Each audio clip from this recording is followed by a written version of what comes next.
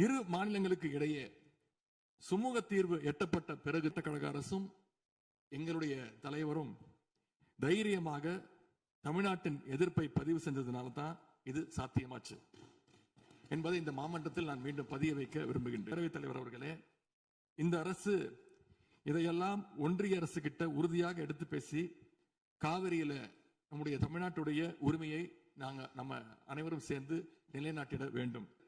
சட்ட ரீதியாகவும் பிரதமர் மூலமாகவும் இந்த அரசு எடுக்கின்ற அனைத்து முயற்சிகளுக்கும் திராவிட முன்னேற்ற கழகம் நிச்சயமாக துணை நிற்கும்.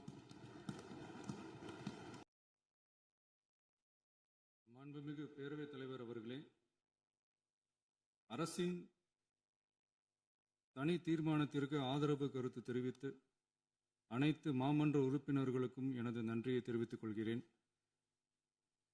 மாண்புமிகு எதிர்க்கட்சி தலைவர் அவர்கள் பேசும்போது அரசின் தனி தீர்மானத்தில் ஒரு கருத்தை சேர்க்க கோரியுள்ளார்.